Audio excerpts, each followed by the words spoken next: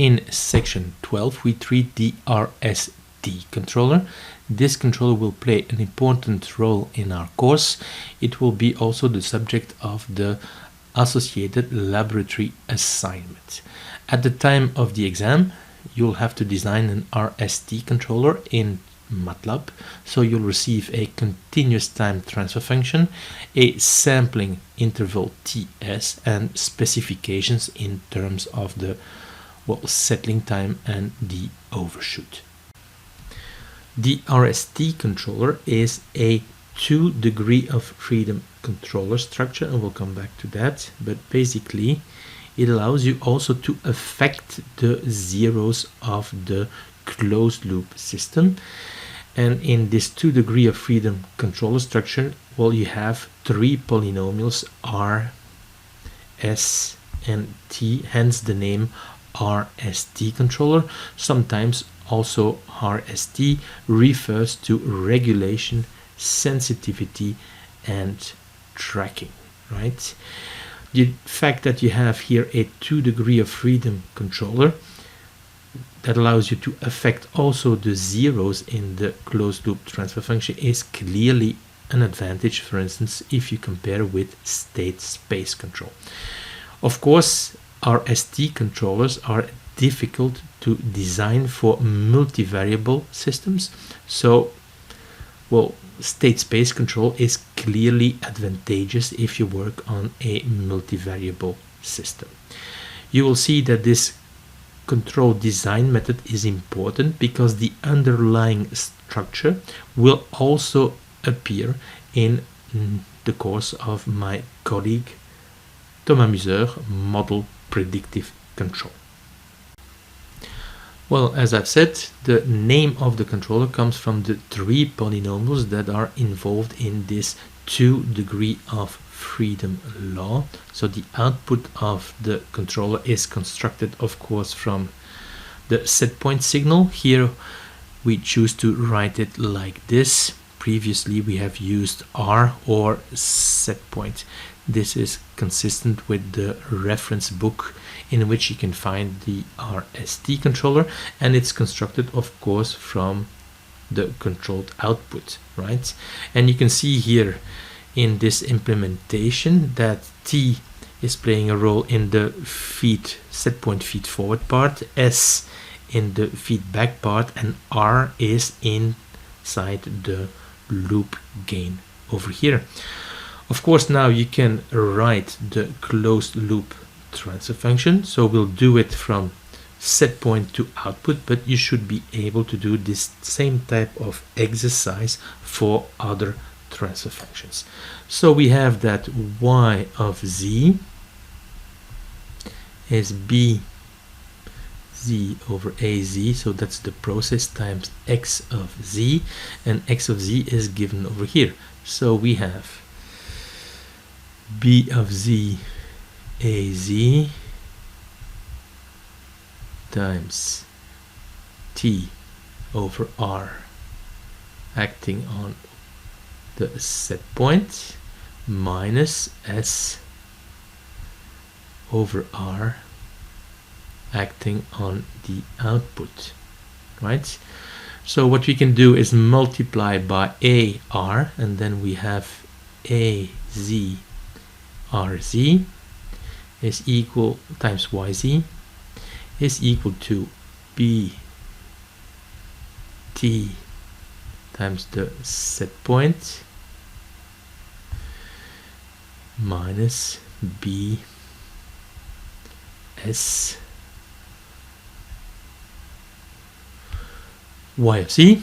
We can bring everything in y on one side, so we have az r plus b s y of z is b t y set point. Okay, so the closed loop transfer function is y of z is b t divided by a r plus b s and then of course times the set point. So this is the closed loop transfer function from set point to output. Well, it's easy to see that this RST 2 degree of freedom structure is a generalization of the classical control structure. Indeed, this is the 2 degree of freedom RST control structure. If you take T is equal to S, right, this is what you will have to implement, and this is implemented as follows, and this is what we have called C of Z, and this is typically a 1 degree of freedom control structure. Well, this is the closed loop transfer function from set point to output that we had computed previously, and as you can see here at the numerator we have the polynomial T of Z that allows you to place closed loop zeros, and this is, well, a difference with, for instance, state space control, where the closed loop zeros are exactly the zeros of the open loop process. So here are the assumptions. We will work with polynomials in Z, so the variables is Z and not Z minus 1 as it might have been the case in previous subsections. We have a description of the process, and of course, since RST control is a direct digital control method, well, this is really the zero order hold equivalent description of the continuous time process, and it can be described by a transfer function where B and A are polynomials in Z. Of course, we do assume that they do not have common factors. If they do, we'll remove the common factors and use the reduced transfer function. We'll assume here that the polynomial A is monic. This means that the coefficient of highest degree is 1. If this is not the case, well, you can simply divide numerator and denominator by this coefficient of highest degree in order to obtain a polynomial A that becomes monic. It is assumed that the degree of B, this is how it's notated, is lower than the degree of A, so it means that there is a delay in the system of at least 1. Okay, having a delay of 0 is a bit counterintuitive because it would mean that the input has a direct influence on the output, and this is not something that you encounter in practice. Here are the polynomials R, S, and T, and we'll assume also that the polynomial R is monic as well. As you can see over here, the coefficient of highest degree is simply 1, right? Since when you look at the 2 degree of freedom control structure, well, you'll have the transfer functions S over R and T over R appearing, and we want these transfer functions to be causal. We have to have this relation over here, so the degree of R is larger or equal than the degree of S, and the degree of R is larger or equal than the degree of T. Typically, we'll choose that the degrees of R, S, and T are equal, but this is not necessarily the case. So we'll consider the RST control structure. It has a 2 degree of freedom control structure, and here we'll assume that R, S, and T are polynomials of the same degree. By multiplying by the polynomial R, this can be rewritten as follows. So what we do over here is just plug in the polynomials R, T, and Z. This is what you obtain, and then we divide by the highest power, which is Z to the power delta R, and this is what you obtain. So now you'll be able to write well, the control action as a function of previous control actions, previous set points, and previous measurements. And indeed, this is what we obtain. To do that, well, we have to take the terms that you have over here to the other side and then take the inverse Z transform. And you can see here that the control action at time k depends on previous control actions, previous set points, and previous measurements. But as you can see, this can easily be implemented on a processor, right? What you have to do is, well, keep track of previous actions, control actions, previous set points, previous measurements, and then it's just adding, subtracting, and multiplying by the appropriate coefficients. The polynomials R, S, and T will be obtained by making sure that the closed loop transfer function is a desired, strictly proper reference model. Okay, this is the type of reference model that we have also used, for instance, for Ragazzini's method. In the two previous methods, minimum settling time control and deadbeat control, well, the desired behavior was a polynomial in z-1, so it was a bit different. So this is similar to what we have done for Ragazzini's method, and without loss of generality, you can make sure that this polynomial AM is monic. If this is not the case, you take the numerator and denominator and you divide by the highest power in z of this denominator polynomial, and it will make sure that you have now a new description where the denominator is monic. Well, to ensure that the controller is causal, we have to make sure that the delay in the reference model, in the desired transfer function, is higher or equal than the delay of the process, right? In general, of course, we set equality, so we impose that the delay in the closed loop reference model is equal to the delay in the process. Otherwise, this would introduce an additional delay, which is not something that you would want. Okay, so this is very important. If you would have, for instance, a delay in the transfer function here that is desired, that is lower than that in the process, well, you would have a controller that is not causal. Well, this reference model, this desired closed loop transfer function, we had described as follows, and the roots of the denominator polynomial, so the poles of the reference model, should be in this region of good performance. So if this looks a bit strange to you, so what you should do is go back to section 5 and look at the subsection about performance in the Z domain.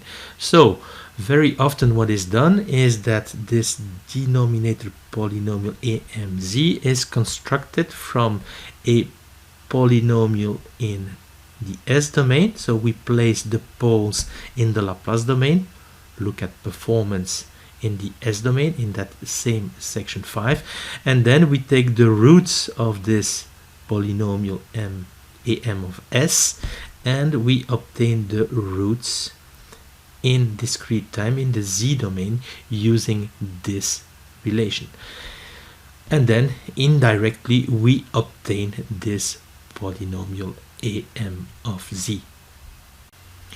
We had seen with the Ragazzini design that in order to impose a zero steady state error, we had to impose that the static gain of the reference model of the desired transfer function in closed loop is 1. This static gain is obtained by taking the reference model and evaluate it at z is equal to 1. If this condition is not verified, well, the steady state error will be non-zero even if there is an integrator in the loop. You can use the polynomial t of z to enforce a zero steady state error even without an integrator in the loop. But of course this will not be very robust.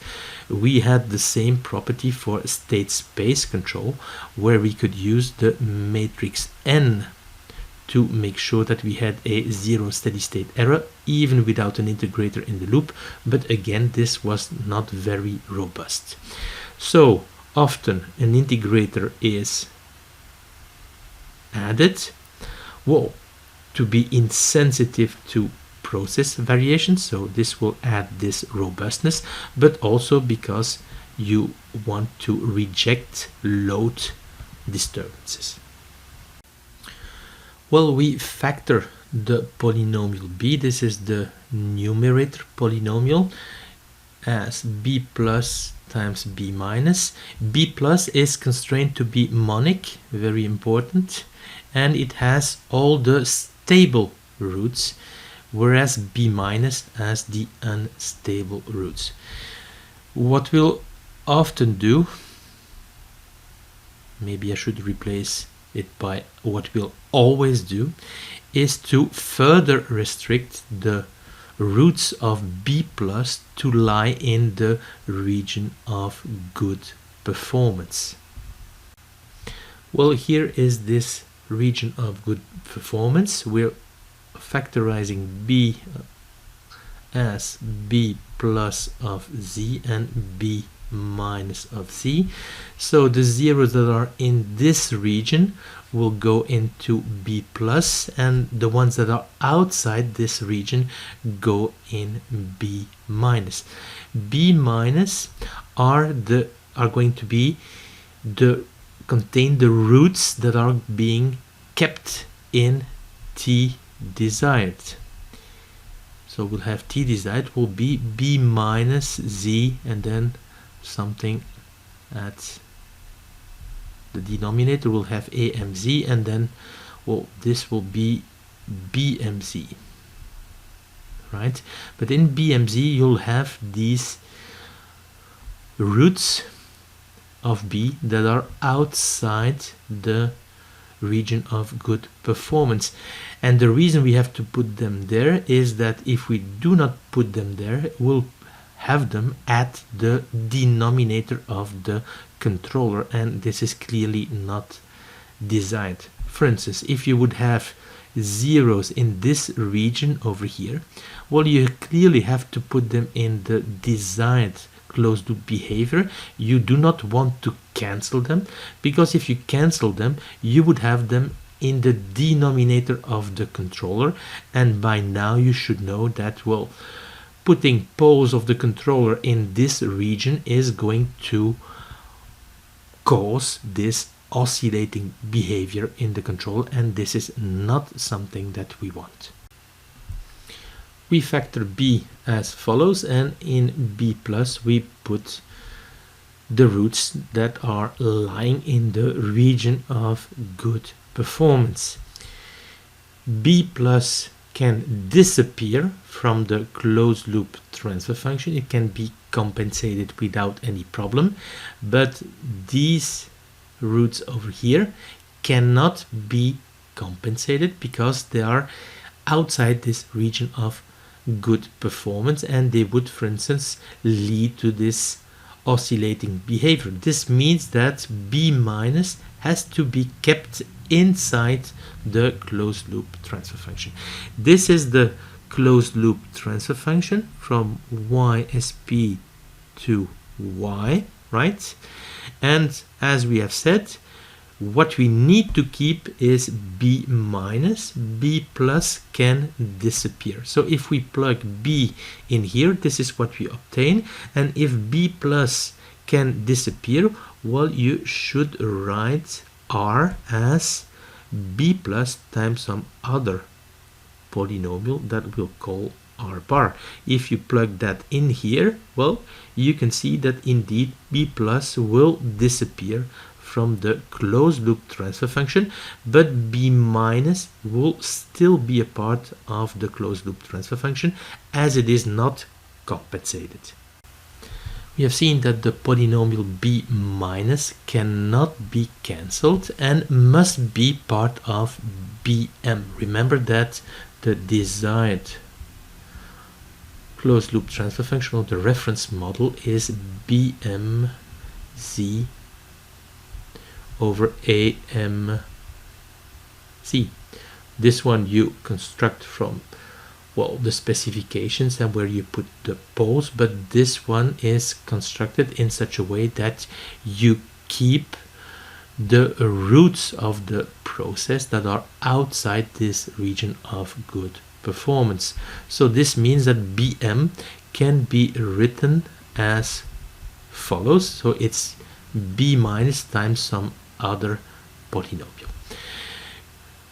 We had also seen that b could be factored as b plus b minus z, and that in order for b plus to disappear from the closed loop transfer function, we had written rz as b plus times some other polynomial r bar. So this is the closed loop transfer function from ysp to y, right? And we have to make sure that it is equal to the reference model. What we can now do is plug in this one, and this one, and we obtain the following equation. And of course now there are some simplifications. B minus cancels, B plus cancels, and we end up with this relation over here. Well, this is what we had obtained in the previous slide, and to have equality, what we need to impose is that t is, well, this one times some polynomial a0, and that the denominator over here is am times the same polynomial a0. If you look at the transfer function and you divide, this one of course will cancel out. But even if it cancels out in the transfer function from y set point, so the set point signal to y, you will see that it will not cancel out in other transfer functions. So for instance from w to y, right?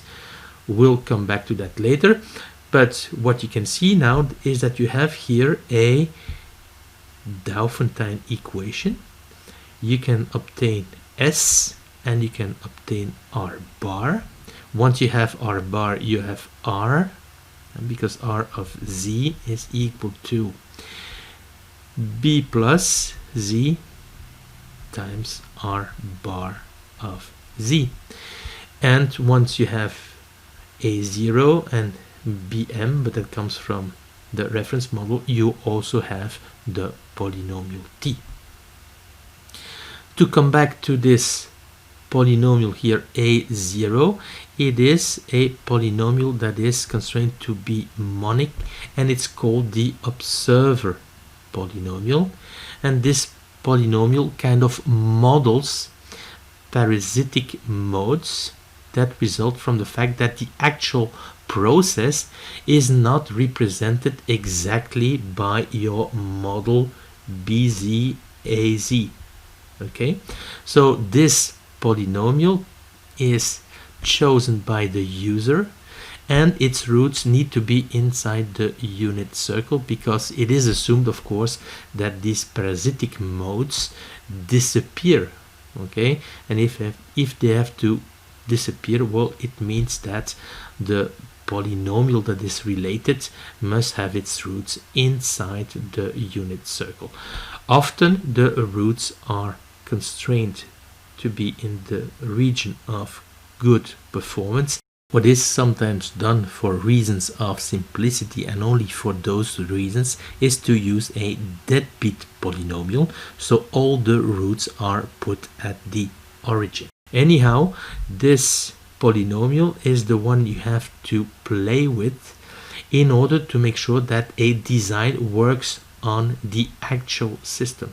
You will see that in simulation, when you look at this closed loop transfer function, as it disappears, it will not make a big difference. But if you work on an actual system where the actual process will not be represented exactly by this model, this A0 will play a very important role. So you'll have to do, well, some experiments and change this A0 polynomial and see what happens. So it's kind of an iterative process. We can now have a look at the closed loop transfer function from W to Y.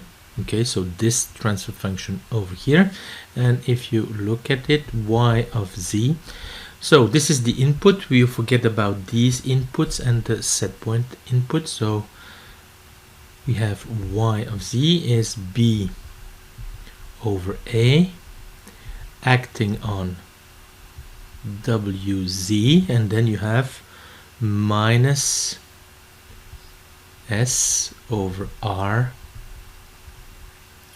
y of z. If you multiply by ar, so you have a z r z, y of z is equal to b. You have multiplied by r wz minus b z sz y. See, we bring it on the other side and we divide, and this is what you obtain, right? We had seen in the previous slide that we had a Diophantine equation that was az r bar z plus b minus s z is equal to am a0. So if you multiply this one by b plus z, well, you'll have this one over here at this side, and on the other side you'll have this one times b plus. Okay, and this is simply, well, factorizing b. So now you can simplify over here, and this is the closed loop transfer function from the load disturbance to the output. So you can see that in the load disturbance rejection response, well, you have the modes that you had also in the set point tracking response. These are the ones that correspond to the polynomial am, but you have the additional parasitic modes a0z. They do not disappear from the transfer function from W to Y. So far we have worked with R, that is b plus times r bar, some other polynomial, and this is because we want to kind of remove the effect of b plus from the closed loop transfer function. We had already factored b as b plus and b minus, and we had written the numerator of the closed loop transfer function, desired closed loop transfer function, as b minus z. These are the zeros we want to keep in our reference model, times some other polynomial b prime m of z. This one will appear in the loop gain as 1 over rz. So if we choose this r over here, we do not have any integrator in the loop. You know from section 5, subsection on zero steady state error, that we have to introduce a certain number of integrators in the control if we want to track a reference signal or reject a load disturbance. We'll assume that there are LC integrators in the controller, then we have to take an R that is written as follows. It's still B plus, because B plus must disappear from the closed loop transfer function, but here in the denominator we want this number of integrators. So RZ is Z minus 1 to the power LC, the number of integrators we want in the controller, times B plus times some other polynomial, and now we'll call it R bar prime, right? So this is the closed loop transfer function from set point to output, and we want it to be equal to this reference model or this desired closed loop transfer function, right? So what we can now do is inject this one, and this one, and this is what you obtain. Again, a number of simplifications will occur since we want B plus to disappear from the closed loop transfer function, but you can see that this is here indeed the case. We keep B minus in the desired closed loop transfer function, so we'll have this compensation over here, and we end up with this relation over here. So this is what we had obtained after simplification, right? So this means that t is equal to this polynomial times some other polynomial. In this case it's the observable polynomial. It will of course disappear from the closed loop transfer function from set point to output. And the other relation that we obtain is that this denominator here is equal to this denominator times this same observable polynomial that is chosen to be monic. So the observations that we had made about the observable polynomial are of course still valid if there is integral action. So you can see here that you have a Diophantine equation, right? And the unknowns are this polynomial and this polynomial. You can see that the only difference in the case without integrator is that if there's no integrator, this one is simply replaced by R bar. So this is the method.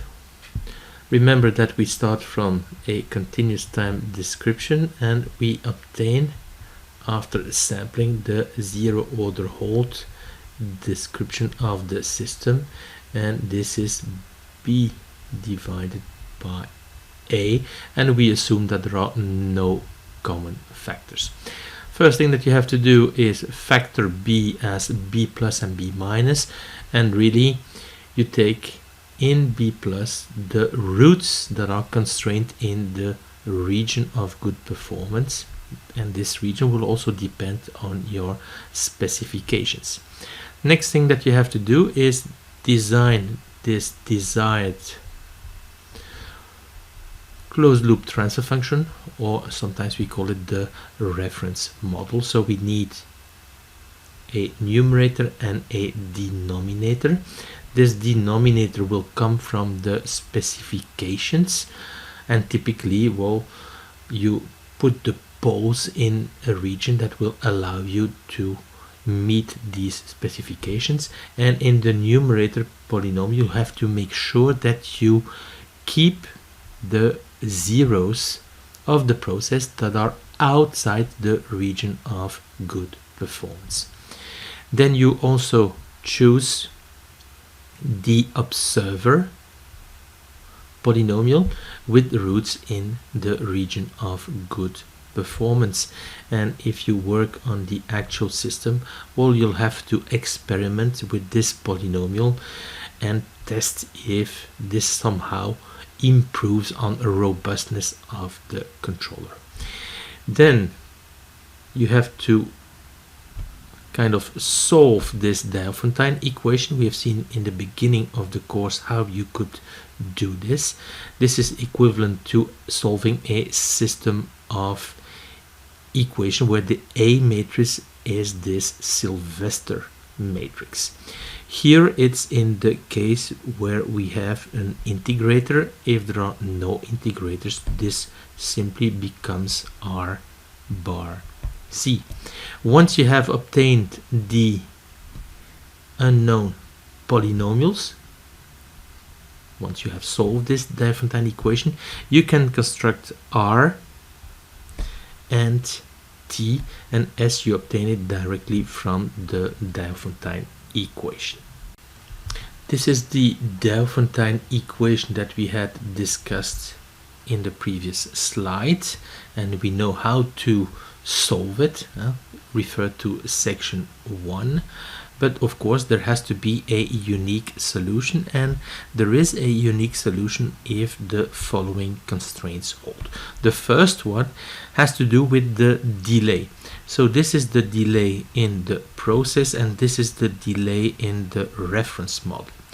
And this is saying that the delay in the reference model should be at least the delay in the process. What we'll do in practice is use equality here.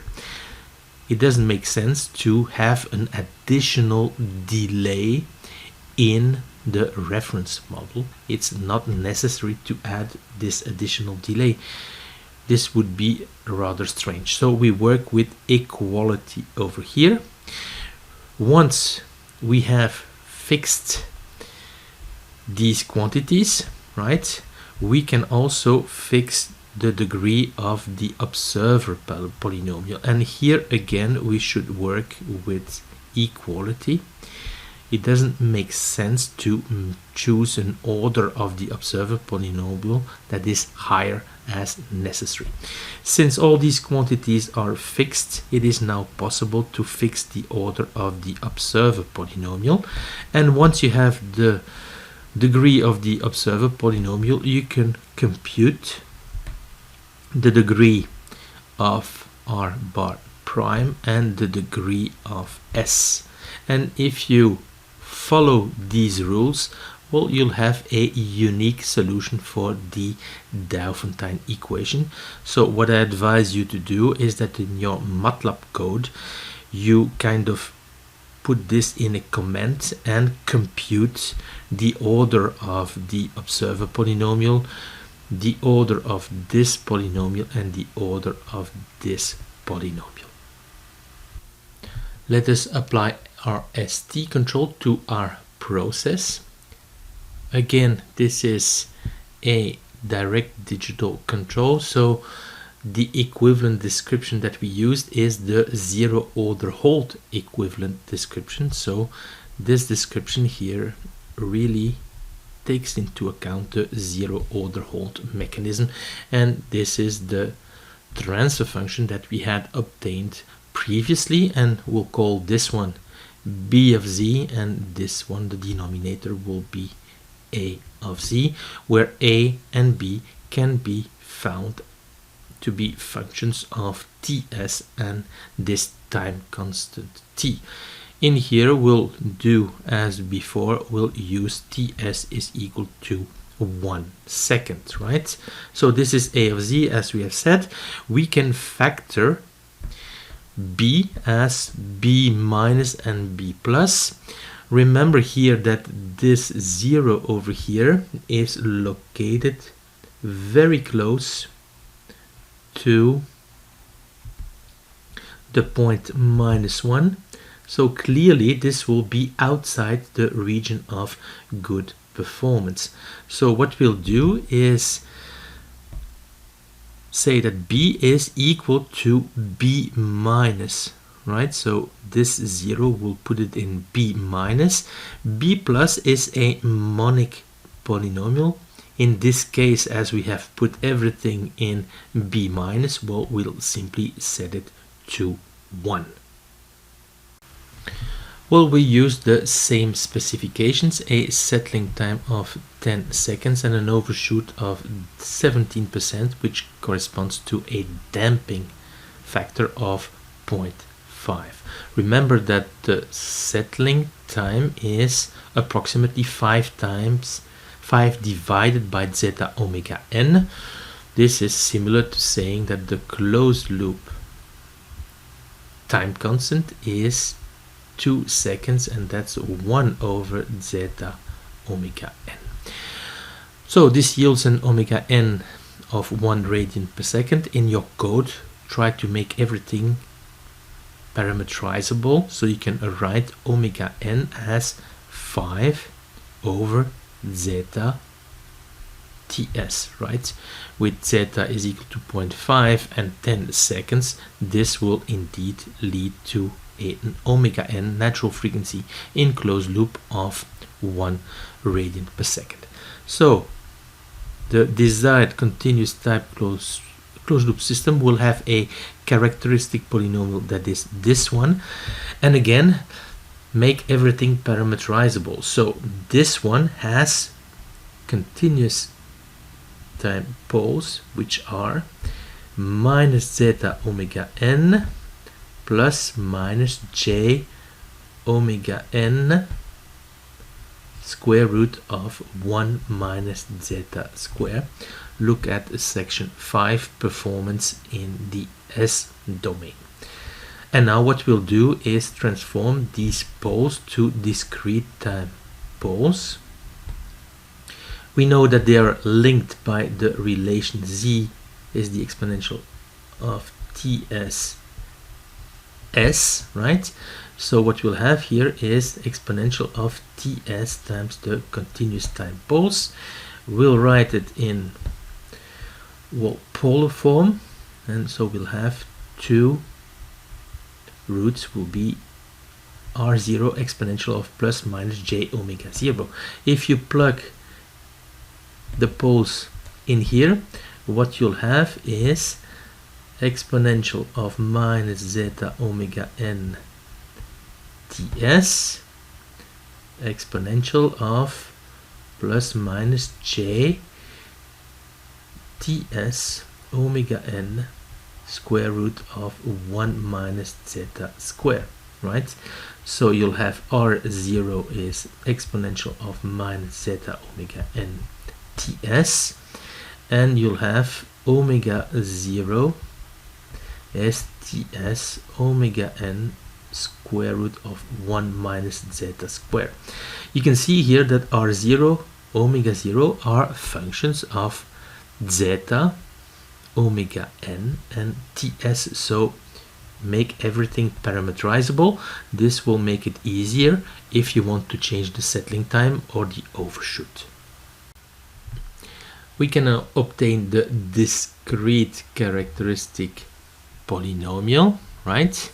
And this one is equal to z minus r0 exponential of j omega 0 times z minus r0 exponential of minus j omega 0. And if you compute this, this is what you will obtain with the expressions of r0 obtained previously. So at exponential of minus zeta omega n ts, omega 0 is omega n ts times the square root of 1 minus zeta square. So implemented like this, where r0, omega 0 are functions of zeta, omega n, and ts. If you want to change your design, this is really easy. If you implement it like this, well, this is not parameterizable as a function of zeta and omega n. So the desired closed loop transfer function or the reference model can be written like this. This is the discrete characteristic polynomial. In our process we had a delay of 1. In our reference model we need a delay of 1 as well. We have seen that bm here is b minus z. This is what we keep, and this is this one over here. It has a 0 that is outside this region of good performance in the neighborhood of z is equal to minus 1, and this one is equal to b minus times some other polynomial, right? But here, since we need a relative degree of 1, we need a delay of 1. Well, this one is simply a constant, okay, and it's the constant that will ensure that the static gain is 1. Okay, the static gain is obtained by taking the desired closed loop transfer function and replacing z by 1. And indeed, if you choose bm prime to be this constant over here, you will see that this one has indeed a static gain of 1. You simply replace z by 1 and everything will cancel out to have a static gain of 1. So we'll now design an RST controller, and we'll design one without an integrator first. So this is the data. So this is the denominator polynomial of the process. We have factored the numerator of the process as follows, right? So we have to make sure always that b plus is monic. This is the case over here, and here we have chosen to keep this 0 that is located very close to -1, as it is not in the region of good performance. No integrators, LC is equal to 0. I've shown you how you could obtain the denominator polynomial of the reference model T desired. Okay, this is Bm over Am. And we have seen that R0, omega 0 depend on the specifications. We keep in Bm B minus, and we adjust things so that this transfer function has a static gain of 1. So T desired evaluated in z is equal to 1 is 1.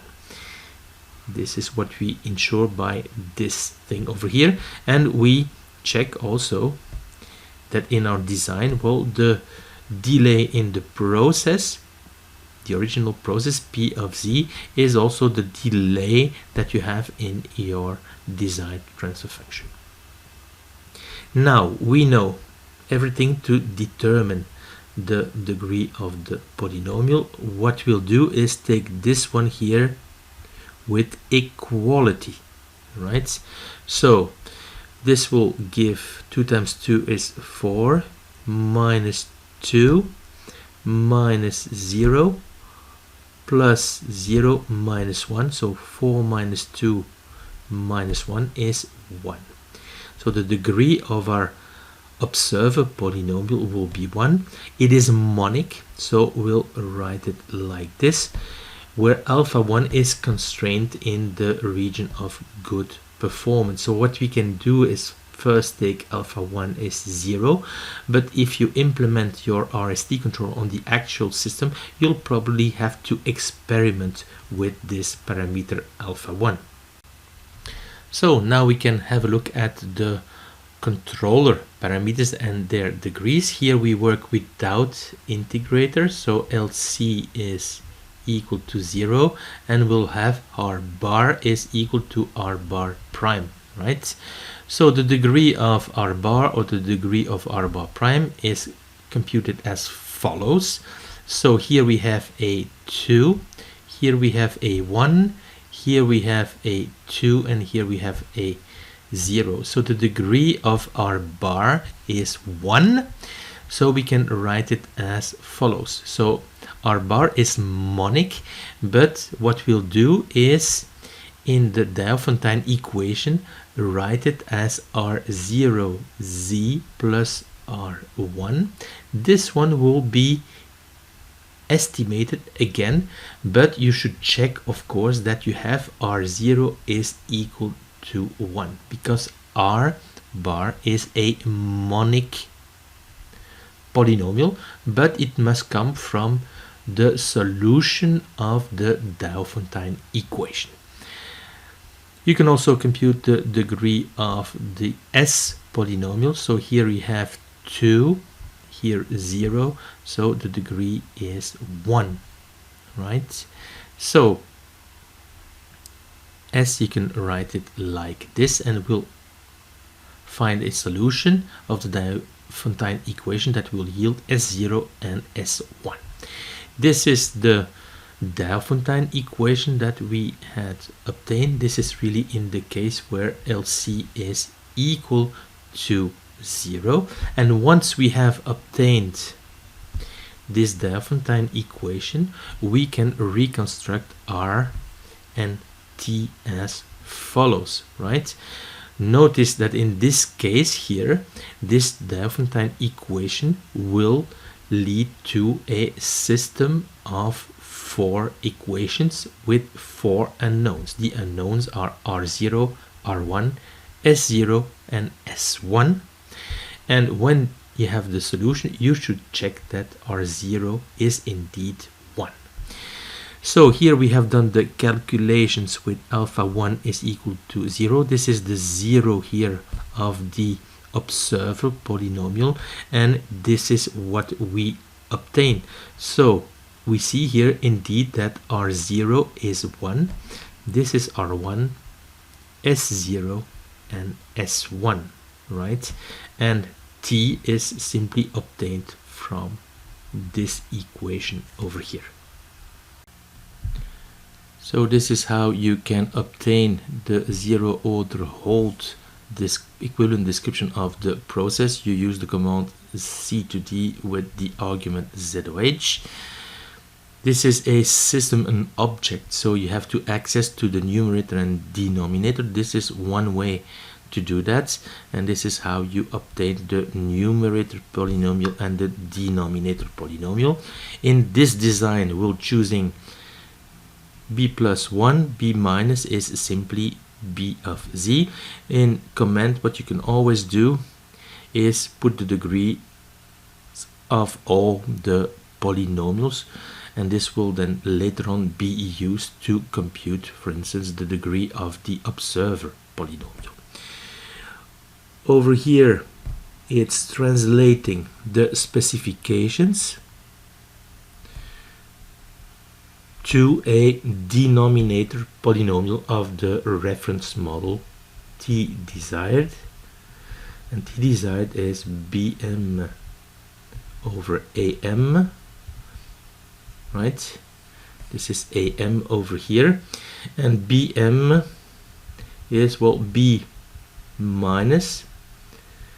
This is the part of the numerator of the process that we have to keep because it's outside the region of good performance, and then times b prime z.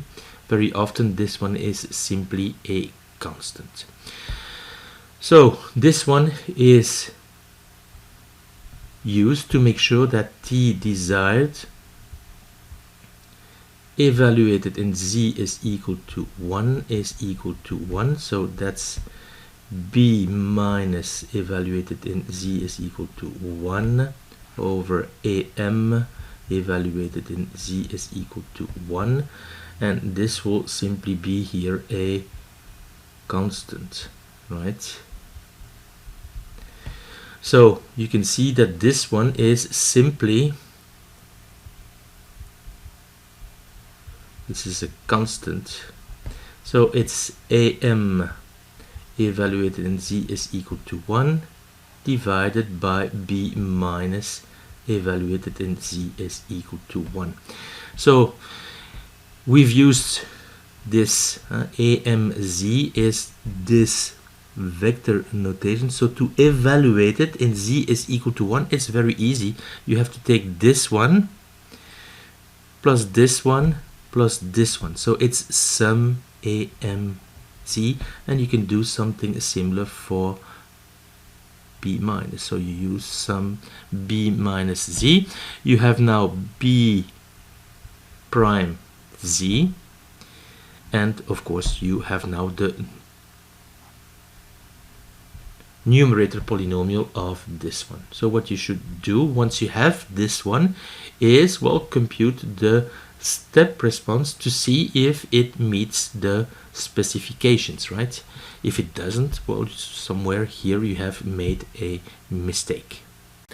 Well, let us look at this code and run it in Matlab, and then we can have a look at a certain number of things.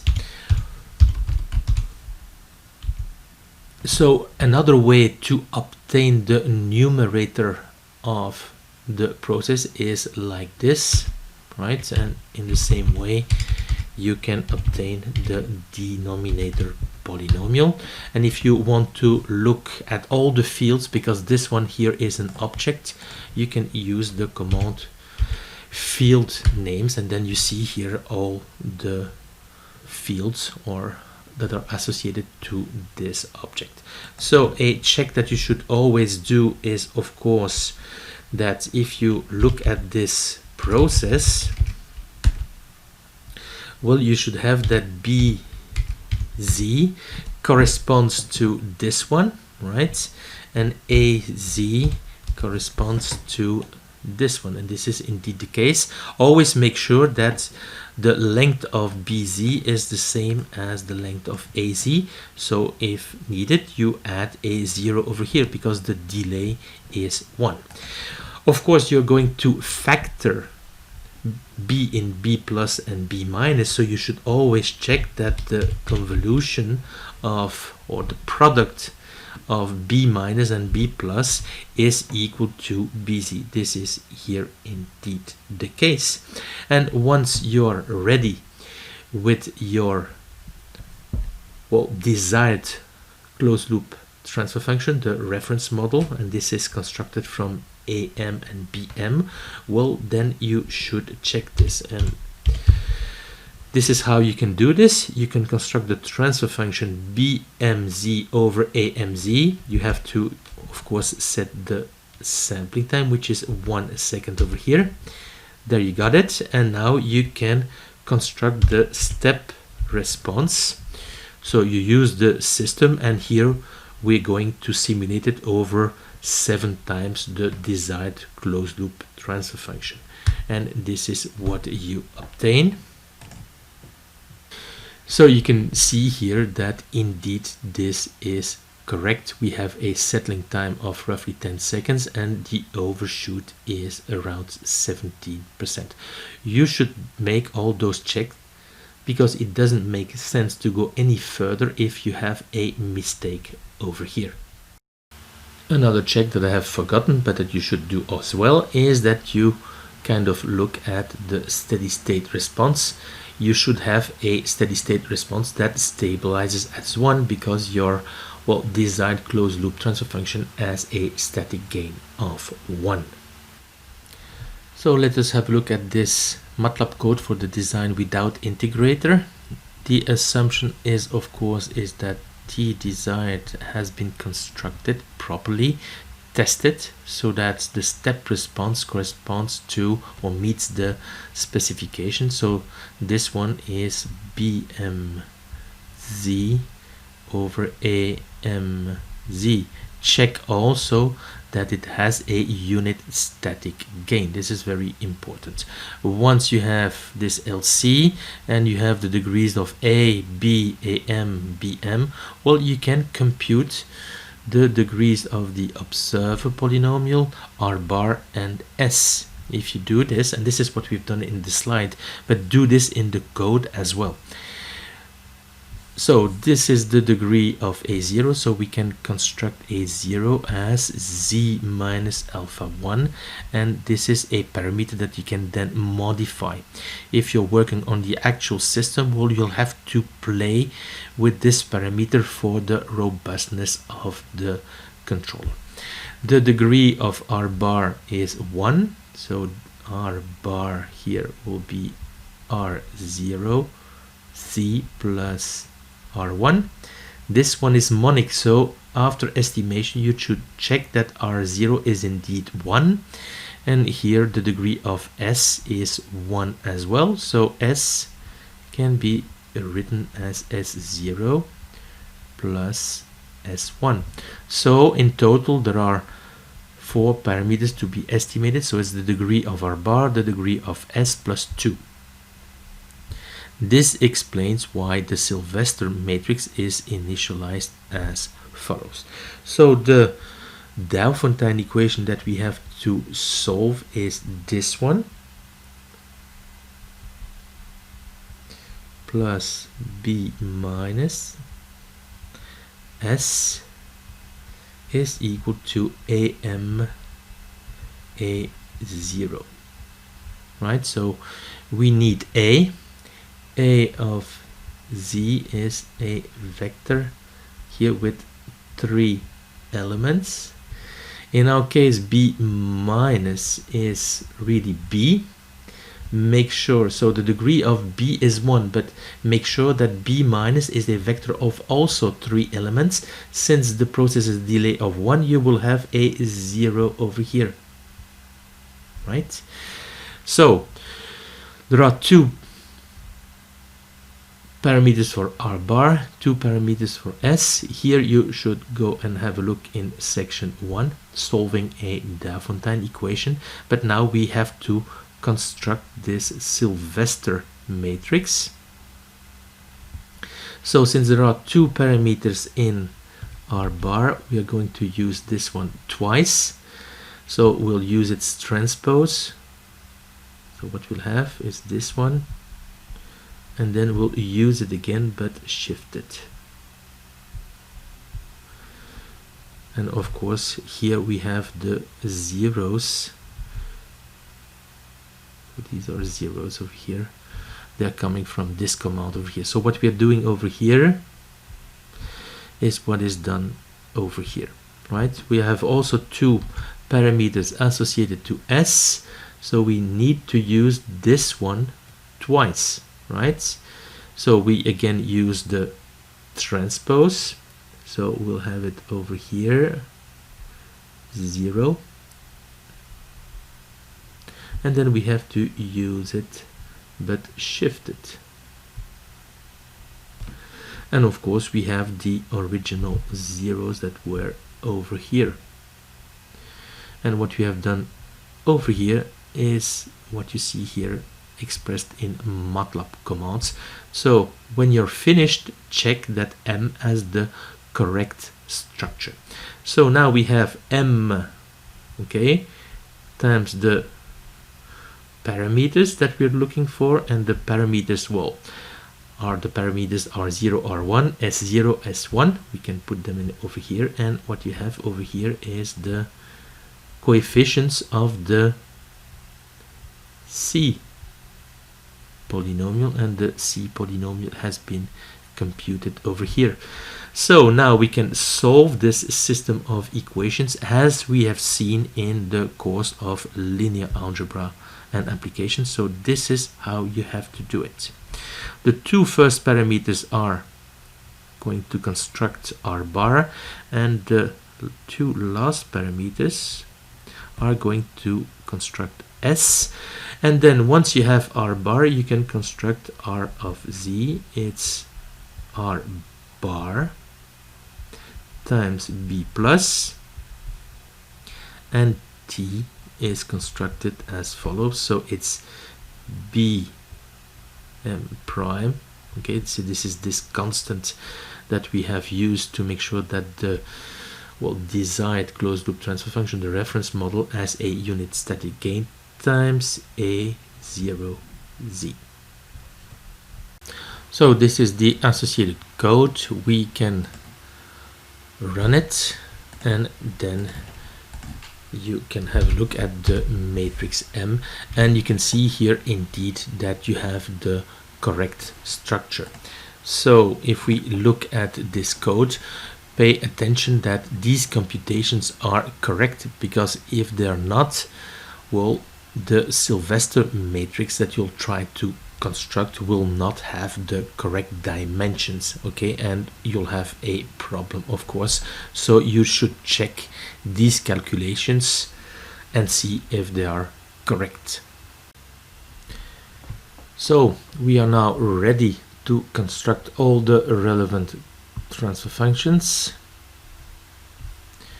Well, from reference signal, and in this case it's YSP, to output, reference signal to input of the process or output of the controller, and well, load disturbance to Y, right? So once they are constructed, these transfer functions, you can of course look at the step responses, and you should always look at all these step responses. What is done here is that the desired continuous time reference model is used over here. So this is not necessary. Well, this is just to show you the desired continuous time closed loop response. So here is the output closed loop response. This is obtained using Matlab, right? And as usual, you should check intersample behavior in Simulink, right? So set point in dark blue, the load disturbance in cyan, and in green the output at the sampling instance, in red the intersample behavior. This is the closed loop step response, and as you can see, you meet the specifications of 17% overshoot and a settling time of roughly 10 seconds. You can see here that the controller, the RST controller, is not able to reject the load disturbance, and this should not come as a surprise since we have no integrator in the controller. If this is a surprise to you, you should go back to section 5 and the section on steady state accuracy. This is the control energy at the sampling instance, so it's produced using Matlab.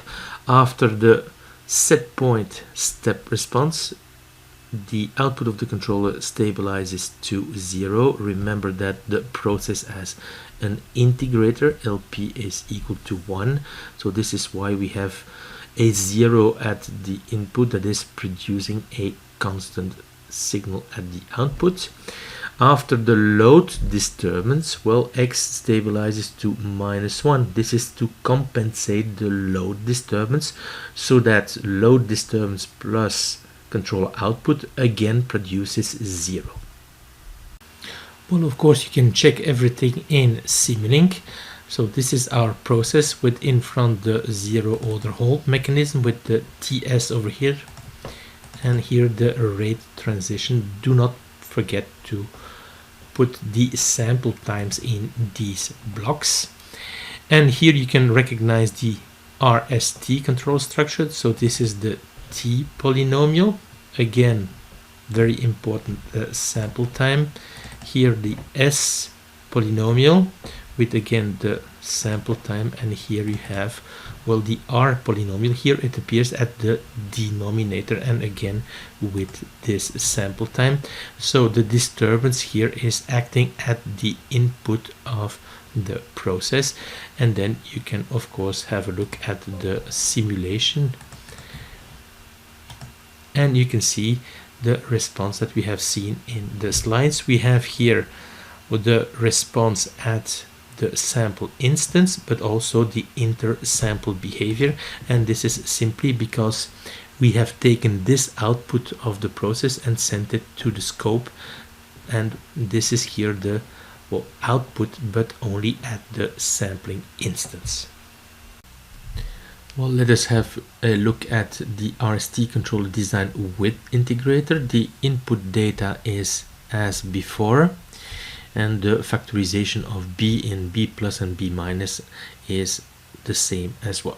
So here we construct the reference model T desired.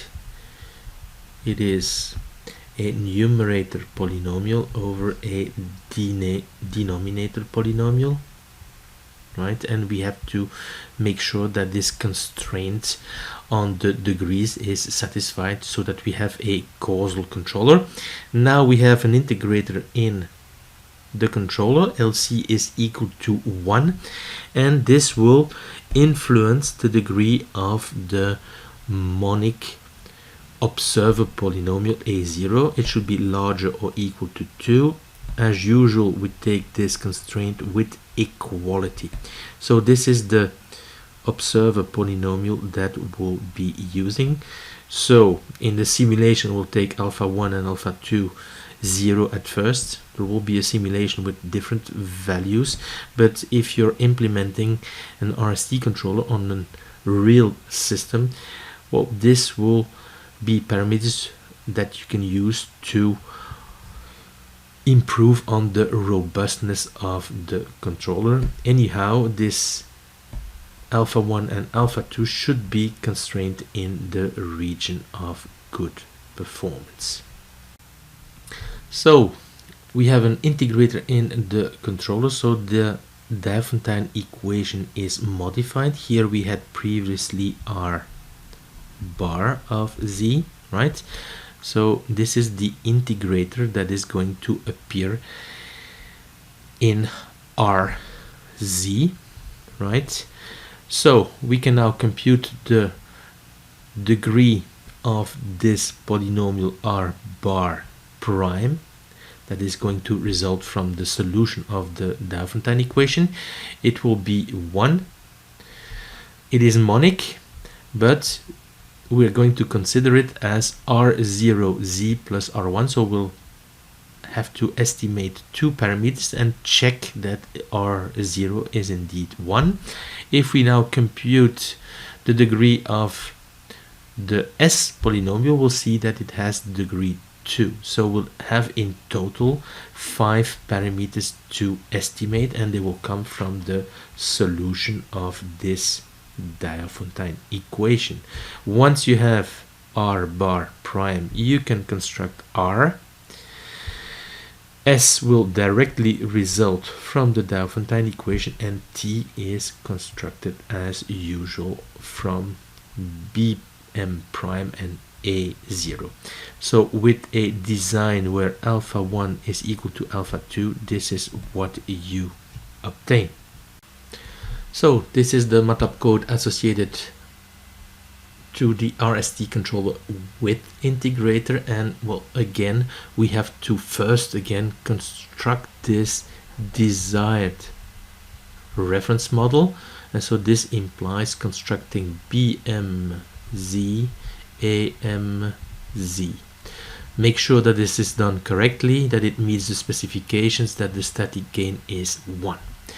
Now we are in the case LC is equal to 1, and what is done here in the code, and you should really do this to make things clear for you, but also for the one that is going to examine your code, and at the time of the exam it's me, that you can really see the degree of A0, the observer polynomial, the degree of R bar prime, and the degree of S, right? So in this case the degree of A0 is 2, so we're going to construct A0 as Z minus alpha 1 times Z minus alpha 2, and alpha 1 and alpha 2 are parameters. If you're designing a controller for a actual system, play with these parameters, because they will have an influence on the robustness of the controller, right? So here R bar prime is equal to R0 Z plus R1. This one is going to be re-estimated, but it should be a 1 because this polynomial has to be monic. Check this. This is the degree of S, so S of Z is going to be, well, S0 Z squared plus S1 Z plus S2. So here 2 parameters, and here 3 parameters, so in total 5 parameters. The degree of R bar prime plus the degree of S plus 2. This is why we initialize the Sylvester matrix as follows. Okay, so the Diophantine equation that we have to solve is this one: A Z minus 1 R bar prime. Okay, so this is the one we're looking for, plus B minus Z, right? S of Z is AM Z A0 Z, right? We're going to call this one AIZ. Remember that A, this is the denominator polynomial of the process, is a vector with 3 elements, right? So AIZ will be a vector with 4 elements, and B minus, in our case here, B minus is BZ, but anyway, B minus, you should make sure that it has the same dimensions as AZ, and B minus has degree 1, so we'll have a 0 in front here, right? So now we are ready, and of course this one is C of Z, and this one is computed over here, right? So we can see here that the degree of our bar prime is 1, so we'll have to use this one here twice, right? So M is constructed as follows. So we're using this one twice. So what we'll have here, we have to use the transpose for elements, and then we use it again, but shifted by 1 element. And what you obtain here are the original zeros. What we have done over here is what is done over here. Now we need to use this time this polynomial 3 times. We have 3 parameters over here, so we'll use it once.